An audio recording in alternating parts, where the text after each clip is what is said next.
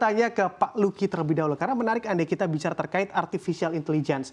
Banyak orang mengatakan ini adalah sebuah distorsi bagi pemilu di 2024 nanti. Tapi Anda mengatakan bahwa ini sebetulnya bisa dimanfaatkan untuk kemudahan pemilu bagi para calon legislatif ataupun kandidat lainnya yang ingin bertarung, berkontestasi di ranah politik. Bagaimana kalau dari point of view Anda, yang mana bisa melihat juga AI ini sebagai jalan ninja begitu ya bagi kemudahan para calon legislatif. Silakan Pak Lucky. Ya, jadi pada prinsipnya begini, teknologi, peralatan, instrumen apapun itu kan punya dua sisi. Tinggal kita saja sebagai pemakainya ingin menggunakan yang mana, yang untuk kepentingan yang positif, untuk kegiatan yang positif, atau sebaliknya yang negatif. Nah, kami di Pemilu AI ini justru melihat peluang bahwa kecerdasan buatan ini, apalagi yang generasi sekarang kan sudah generasi keempat, yang generatif, dia bisa membantu kita untuk meringankan tugas-tugas. Nah, makanya kami kemudian mendevelop suatu platform yang fungsinya adalah untuk menjelaskan profil, menjelaskan kondisi, menjelaskan karakteristik dari konstituen di daerah pemilihan, yang mana nanti para anggota atau calon anggota legislatif bisa memanfaatkan agar mereka mempunyai navigasi, agar mereka mempunyai panduan kalau mereka ingin berkampanye, ingin berinteraksi, ingin melakukan suatu proses yang dialogis dengan para pemilihnya. Gitu. Oke, baik. Sebagai navigasi begitu ya Pak Lucky ya, sehingga memang saat campaign atau saat kampanye bisa lebih tepat sasaran karena memang datanya sudah ada dalam pemilu.ai begitu Pak Lucky. Betul, kami mengumpulkan jutaan data. Tadi di klip disebutkan ada 120-an set data yang kurang lebih ya. Nah, itu kami kemudian masukkan ke dalam mesin, ke dalam engine untuk mereka melakukan komputasi dengan parameter-parameter tertentu, dengan algoritma tertentu, sehingga bisa memberikan kemudian rekomendasi strategi. Jadi ada dua rekomendasi strategi yang kami berikan. Yang pertama berupa strategi kampanyenya, ini tingkatnya micro-targeting. Ya. Yang kedua adalah strategi sasaran, potensi suara yang bisa diperoleh oleh calon anggota legislatif. Ini yang kami sebut sebagai nano-targeting. Jadi kami menggunakan dual strategi di sini.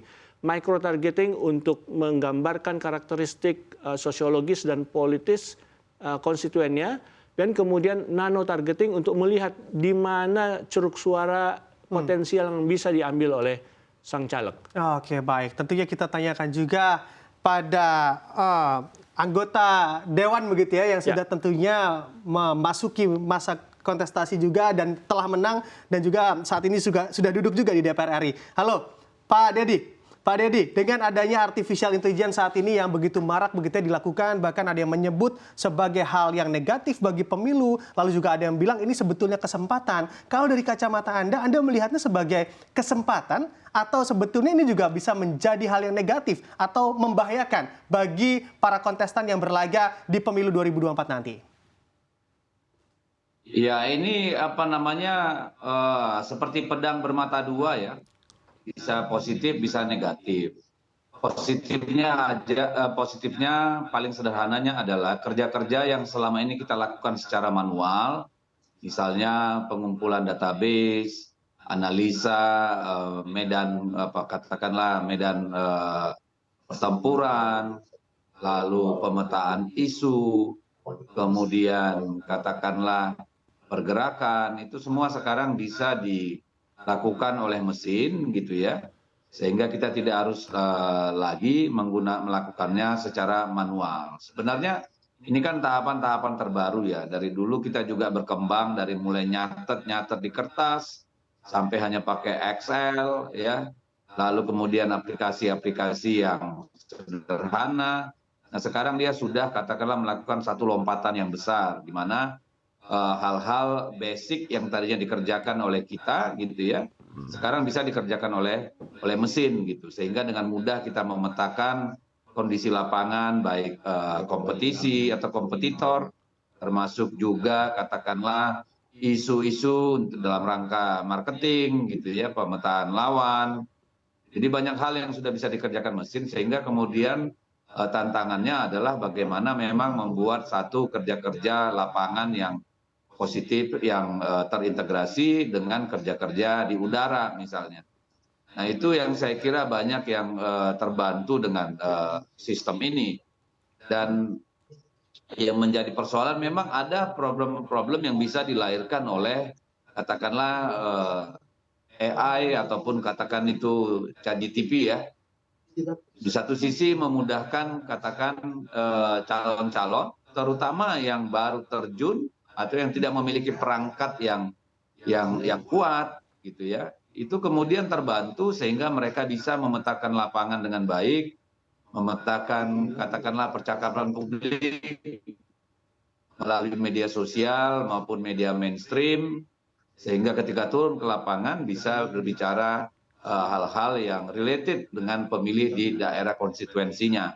Nah, persoalannya memang teknologi ini juga bisa dipakai untuk hal-hal yang negatif, misalnya membuat hoax ya, atau katakanlah untuk modifikasi dari katakan isu-isu yang bisa menimbulkan kerancuan atau bahkan hoax gitu. Dan kemudian dia juga berpotensi untuk apa namanya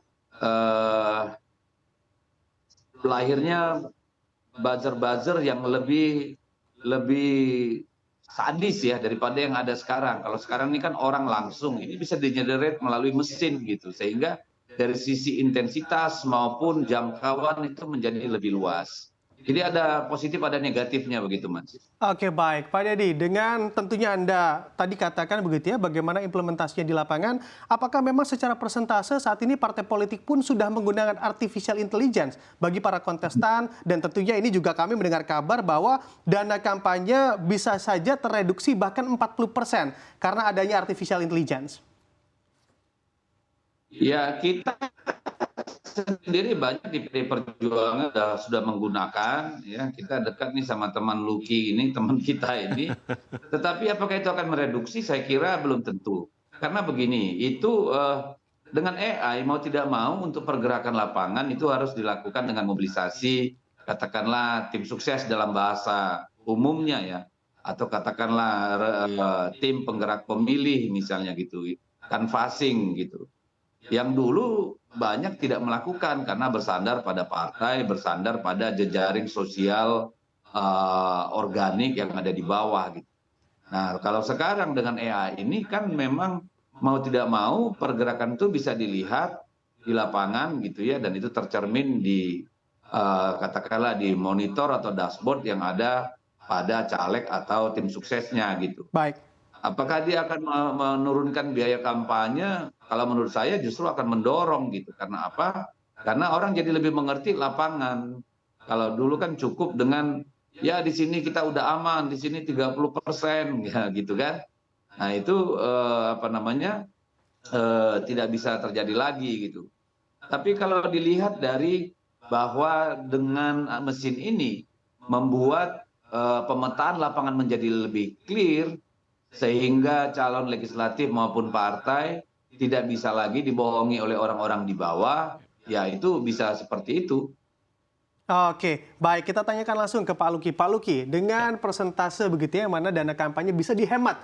Bahkan kalau bisa dihemat lagi karena memang tidak perlu pemantauan langsung, nah ini bisa hingga 40% penghematannya. Kalau dari skema yang Anda miliki di pemilu.ai seperti apa? Sehingga memang nantinya para kontestan ini dalam berlaga di kontestasi politik tidak perlu mengeluarkan uang yang begitu banyak.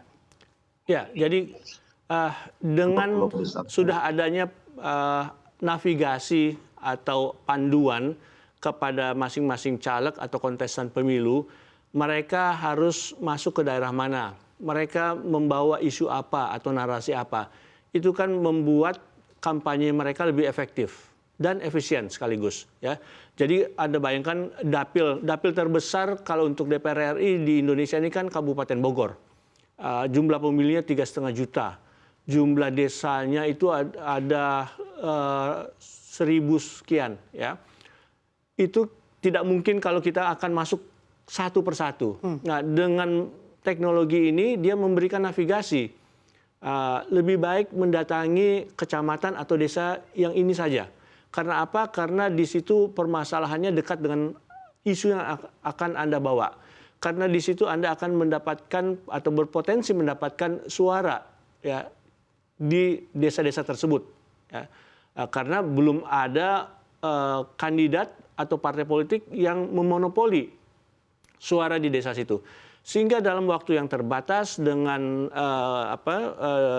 sumber daya yang terbatas, seorang caleg bisa mengoptimalkan. Ya, dia masuk ke daerah-daerah tertentu di mana peluang dia untuk mendapatkan suara lebih besar. Kerja-kerja timnya di lapangan juga bisa termonitor. Jadi kebocoran-kebocoran yang terjadi seperti yang dicontohkan tadi oleh Pak Dedi itu bisa dikurangi secara drastis.